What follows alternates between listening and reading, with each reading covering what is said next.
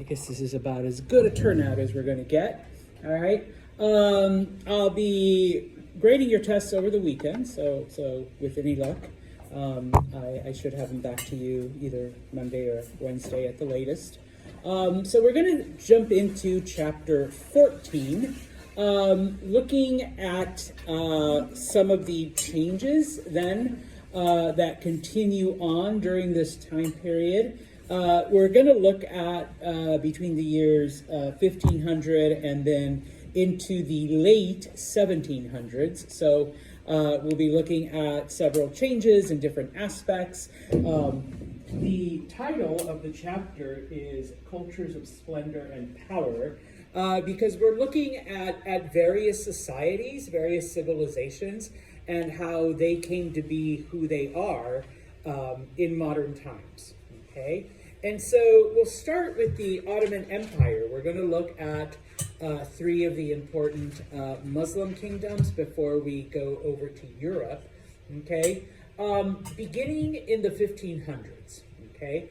The Ottomans, and this is where they were at their peak of their power, they had conquered literally dozens of other cultures. And I know some of you are writing, but I promise I will come back. I should have put more maps on here. The Ottoman Empire had conquered a good part of Europe, a little bit into Russia. All right, obviously, you know, modern day Turkey, you know, what was Mesopotamia, and so like modern day Iran, no, not Iran, Iraq. Saudi Arabia, what today is Saudi Arabia, Egypt, and most of North Africa. And so even though most of these countries, okay, most of these areas, excuse me, were Muslim, they had different cultures, they had different ideas, they had different, you know, whatever, okay? And so out of the three Muslim countries that we're looking at, they were the most diverse. Okay, they had the most, you know, different types of people, different types of culture. Once again, just because they were Muslim, you know, the Bosnians were different from the Arabians. They were different from the Egyptians. They were different from the North Africans. Okay, but in addition to having different Muslim cultures, all right. Both Judaism and Christianity were tolerated in the Ottoman Empire, and one of the things that the Ottomans did, all right, it's not in your book, but that's why you have me, they had they stopped taxing people for being a different religion. They were like one of the first Muslim countries that stopped imposing the jizya. Okay, so that these other Jewish people, Christians, etc., they were able to practice their religion and not have to, you know, pay this extra tax. Okay, now, one of the things then about the Ottomans is that they did develop different educational systems to accommodate these differences in the various cultures, but also the various people and their ambitions in life. Okay, and each of these educational systems embodied different philosophies. Okay, now I kind of broke it up, and maybe I should have put it on the same slide. Okay, but let me go back really quick. If you wanted to be a civil or a military leader, if you wanted to be an administrator, there were schools set up for you, and once again, it depended, for you to learn politics, for you to learn history, for you to learn, like, negotiating skills, okay? And, of course, if you were going to go into the military, then there were schools set up where you would learn military history, you would learn strategy, you would learn, you know, tactics, and, of course, you know, you would be physically trained and physically prepared to be a soldier, okay? I had it written on the previous slide. It was known as ulama, okay? If you wanted to focus your life more on the religious aspects, in this case, Islam, okay, then you would attend the ulama, Okay, these were literally religious schools. I mean, you still learned some of the, reading and writing and, science and stuff like that, but it was focused mainly on the study of Islam, the study of the Quran. Okay, you studied, the religious aspects, and of course, because and even though the Ottomans were like, not as strict as some of the other countries, in this case, a lot of laws were made by religious ideas, and so you could become a lawyer, you could become a judge, you could become a teacher, because you had that religious background. Okay, type of thing. So if you wanted to focus exclusively on religion and be a part of that organization, you went to the ulama. Okay. Finally, okay, and I didn't put it on the previous slide. It was known as tekes. All right. Here is where you studied religion, just like in the ulama, but instead of studying religion to like become a teacher or to become a lawyer or to become a judge, okay, you studied it to enter one of the Sufi groups. If you recall, maybe you do, maybe you don't, the Sufis were the ones that were basically the Muslim missionaries. Okay, they were the ones that spread Islam like to the new groups, all right? And they were the ones that traveled into areas and brought Islam for the first time. Okay, so if you're and obviously it's a lifetime commitment. If your goal is to become one of these missionaries, one of these Sufis, then you would go to that school to not only learn religion, but also learn how to share it with others, how to teach it. And of course, since you're going to foreign areas, you would probably also be studying languages and stuff like that to be able to teach people about Islam. Okay? More stuff, okay, about the Ottomans. Okay? Once again, they were the more liberal, they were the more open, they were the more diverse of the Muslim countries. They did not back away from outside ideas and outside influences. And of course, one of the biggest reasons why is because they had so much land spread over so many different places. Okay? There were Europeans in their empire, okay? I mean, they were Muslim, but they were European. And European culture was different from, they had Arabic people in their country. And yes, they were Muslim, but European culture is different from Arabic culture. And they had Egyptians. And even though they were Muslim, Egyptian culture was different from Arabic culture, which was different from European culture. And then finally, they had North Africa. And once again, even though they were Muslim, African culture was different from Egyptian culture, which was different from, Arabic culture, and it was different from European culture. And so all of this, the Ottomans allowed, and they absorbed, and they taught, okay? Especially when it came to the topics of science and philosophy, they were open to accepting European ideas or Egyptian ideas or African ideas, whereas in some of the other, we'll look at the other two big Muslim, entities during this time, it wasn't so much, okay? And your textbook gives you one example, okay, of a man named Ibrahim I am going to butcher this, Mutafarrika, okay? Who was Ibrahim? He was actually Hungarian, all right? So he was European.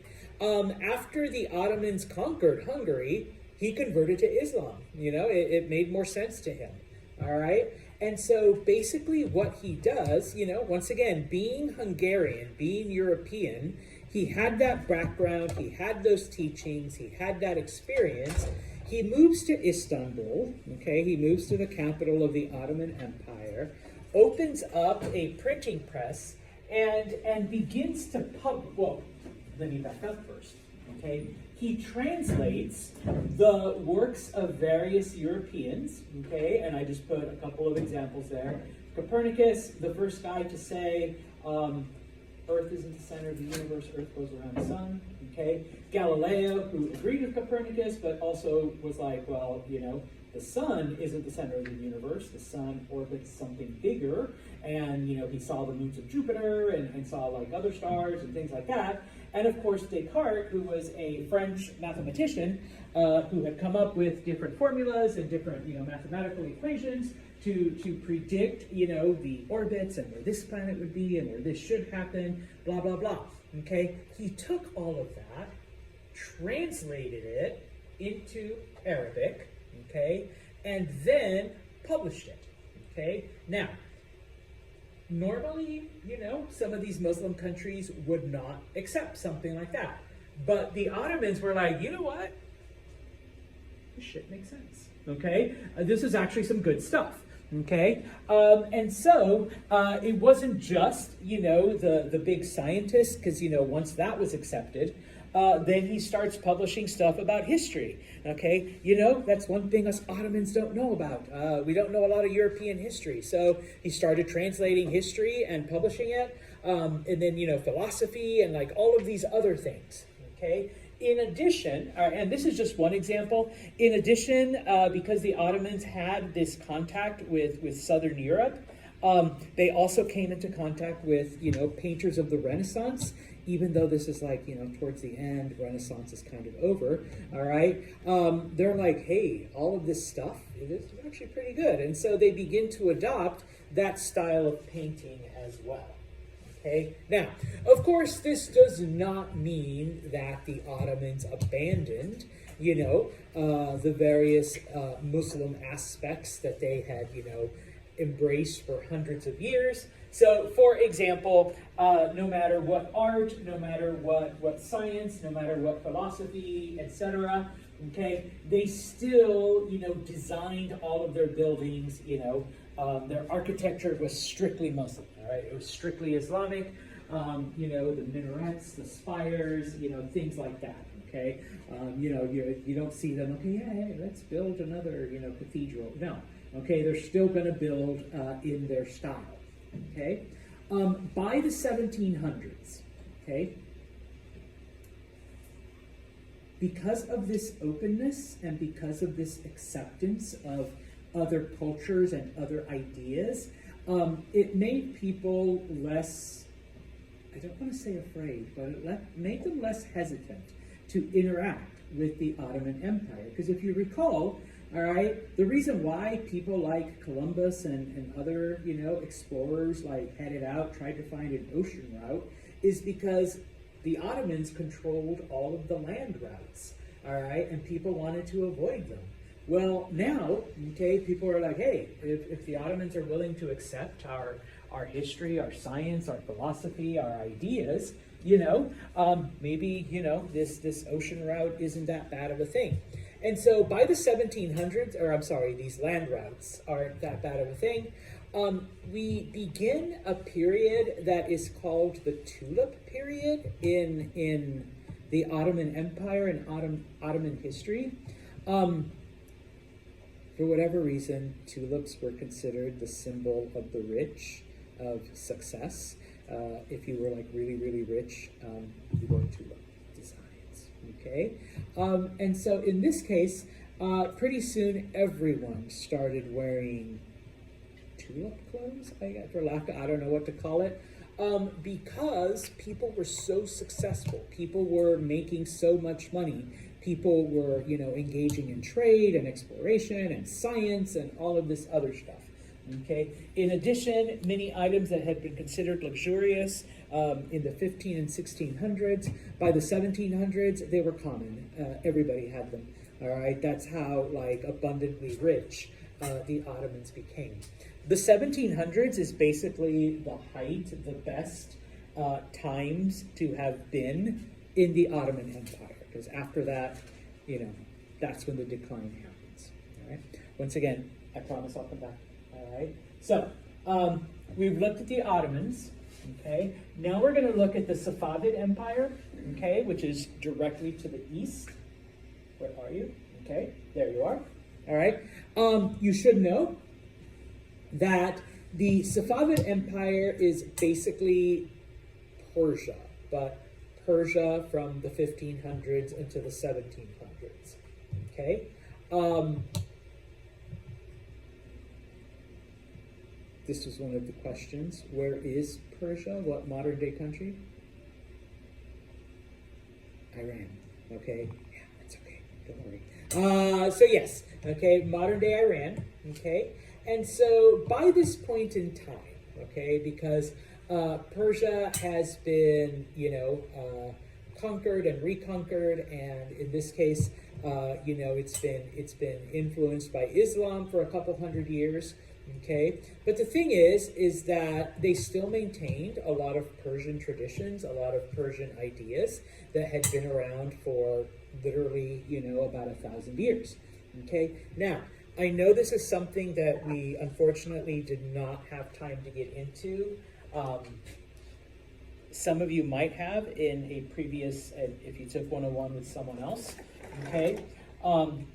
At some point, and it's the same thing with most religions, we've talked about those separations within Christianity. First, the church split into the Catholic Church and the Orthodox Church, and then 500 years later, the Catholic Church split into the Catholic Church and then all of the Protestant groups. Okay, well, something similar happened in Islam. All right, where at some point, because Islam starts in about 633, okay, at some point Islam splits into two groups. One is known as Shia or Shiite, okay, which is what I wrote up here, if I can spell it correctly. And then the other group is known as Sunni. Okay, now there are more divisions than that, but those were the two basic ones at first. Just like, at first it was Catholicism, Eastern Orthodox, and then later Catholic and Protestant, and then amongst the Protestants now we have like hundreds of different groups, okay? This is how it started, all right? Now, okay, the Safavid Empire was strictly Shiite or Shia, okay? Whereas other areas, especially in Arabia, where Islam starts, were predominantly Sunni. Okay, so you have a difference in philosophy. And in this case, because the Safavid Empire embraced Shiite culture, whereas other areas did not, this is where it grew, and this is where like the philosophy of Shia, developed, and that's why if you do any like big study of Islam, you see a lot more Persian traditions, all right, within Shia Islam as opposed to Sunni Islam, okay? They did have a king, and the king was known as the Shah, okay? Now, Safavid Persia was pretty much, average place to live, okay, decent. People worked, people, were religious, people, whatever. When it came to art, though, all right, we have a couple of things. The Safavids were the first to publish illustrated books. I know I'm not supposed to call them comic books, but what are they now? Graphic novels, okay? Something similar to that. Okay, now that's not to say that there weren't pictures in books before, but there mostly weren't. Okay, but there might be an illustration or two. The Safavids were the first to say, hey, why don't we put like more illustrations to make the story a little bit more lively, to maybe fuel people's imaginations. Okay, and so one of the first books published was called The King's Book of Kings, because guess what drawings were in it? Yes, various I can tell you, yeah, it was Queen Maya who ruled over. Well, yeah, okay, whatever, Queen Maya and then Queen Emu and then Queen Kiara. Well, what if we have a picture of them? That becomes a little bit more interesting. Now, granted, maybe they didn't get Maya's hair right, or maybe they made her like 6 foot tall or something. But we now have an image that we associate with the name and the history and all of this other stuff.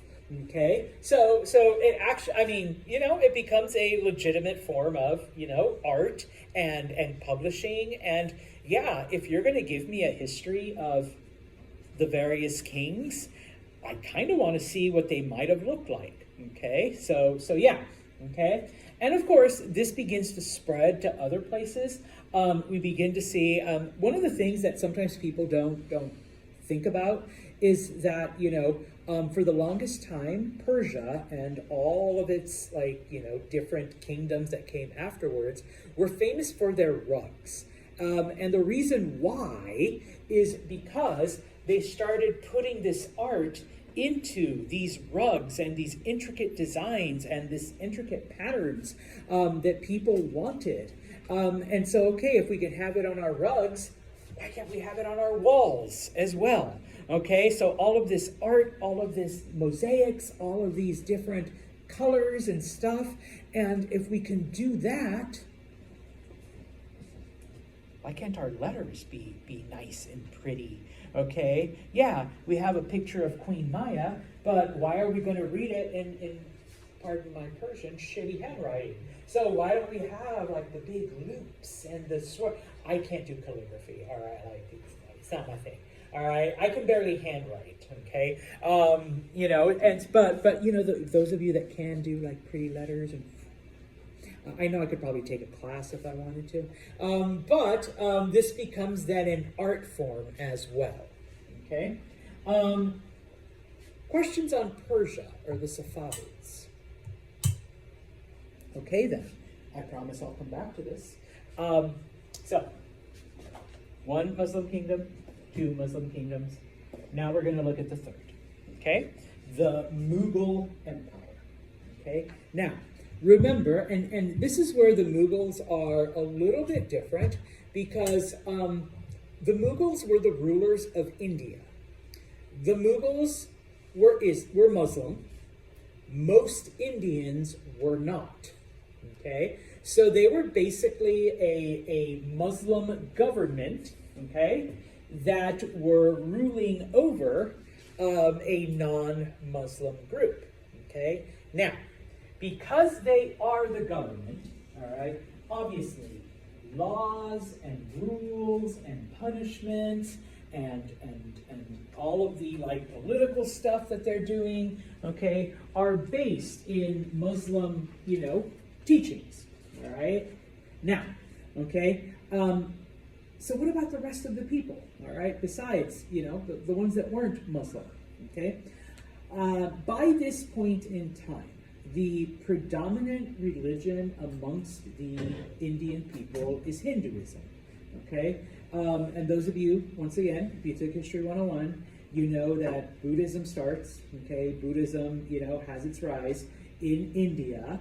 And then earlier in the semester, we talked about how eventually Hinduism rises up. And one of the reasons why it's extremely popular is because it does take some elements of Buddhism, but it adapts it so that it's a lot easier to achieve this state of nirvana, this state of eternal bliss and happiness.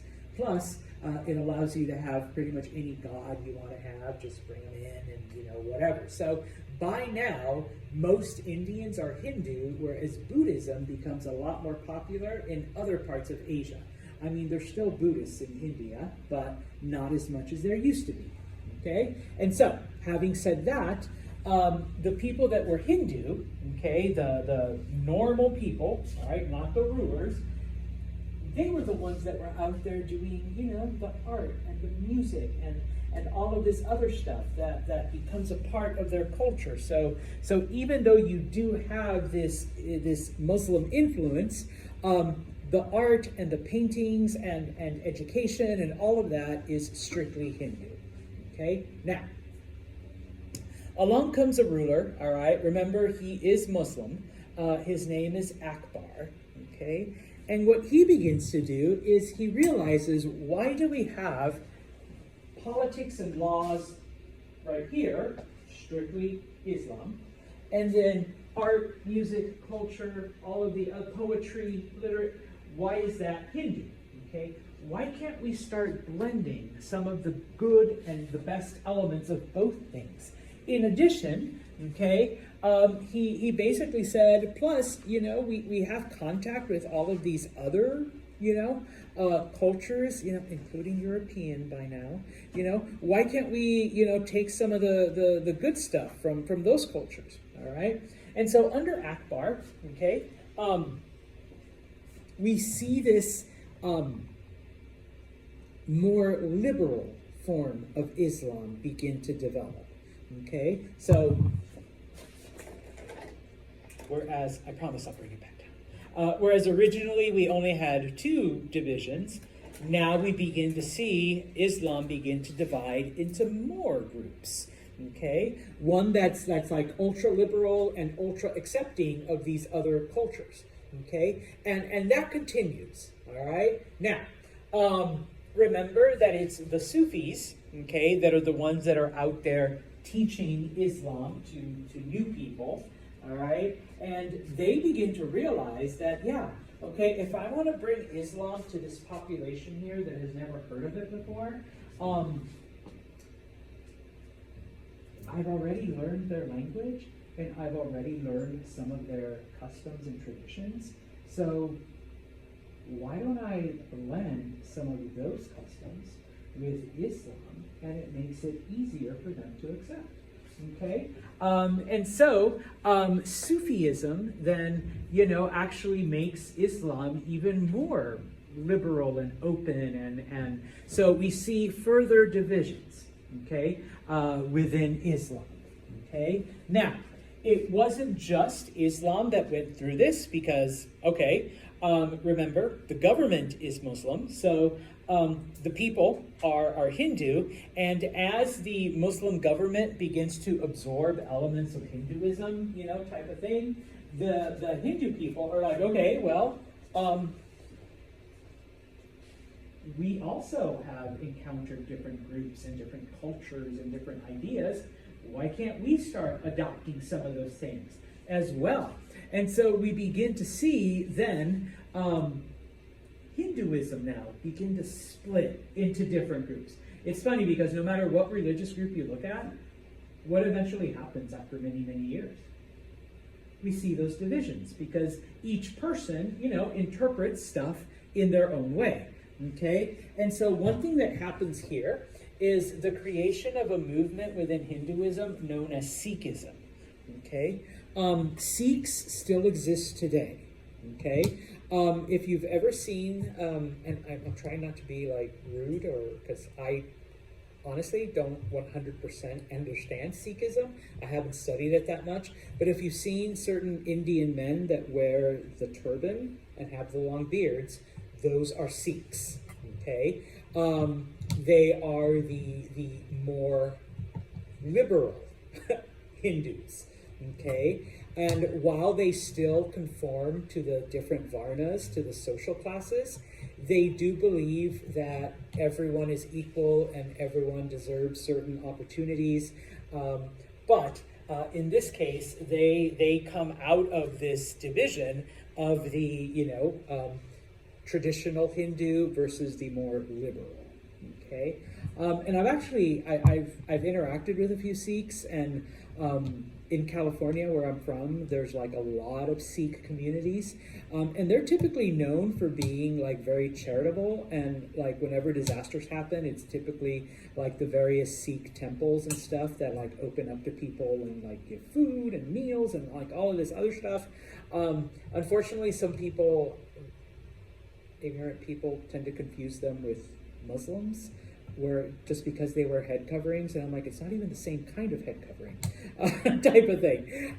So yeah, but yes, we see the formation of then this more liberal Hindu group.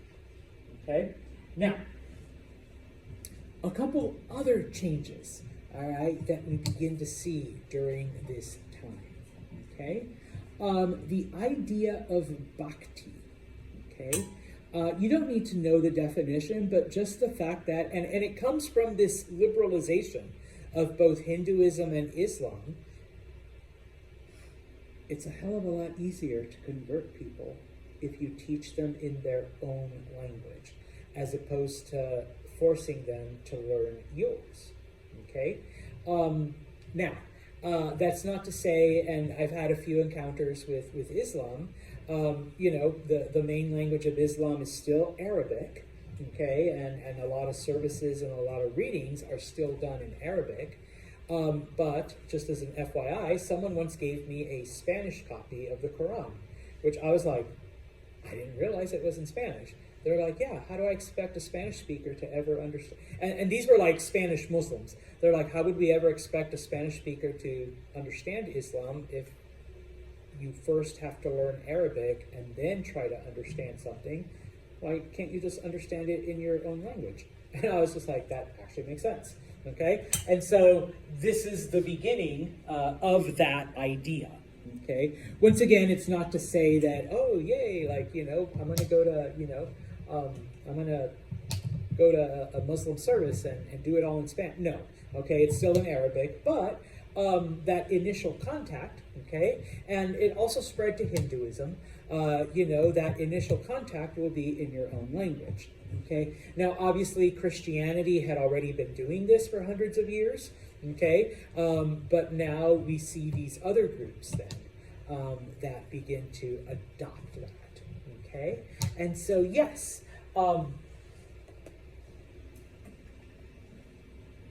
people that had never heard these messages, whether it was Muslim or whether it was whether it was Islam or whether it was Hindu, okay, now we have people from different cultures and different ideas, okay, and just like as an FYI, Islam goes everywhere from Europe, all right, Bosnians and stuff, to like Egypt and parts of Africa, Arabia. The biggest Muslim populations are in Indonesia, in like Southeast Asia, okay? It got there because, teach them in their own language first, let them accept it, then, they can catch up to everything else. So yes, we suddenly see Islam being made up of literally all kinds of people, okay? And of course, with this, all right, we begin to see then, especially the architecture. Whereas before, okay, it was strictly Muslim. So even though the Ottomans were very, very liberal, they still built their things in the Muslim style. Okay, now that we're getting so many different groups, okay, yeah, we're still doing this, but now we are adding Persian influence, and we're now adding Indian influence, okay, to all of those things. So outside of, the traditional Muslim homelands, you do see then a wide variety of architecture.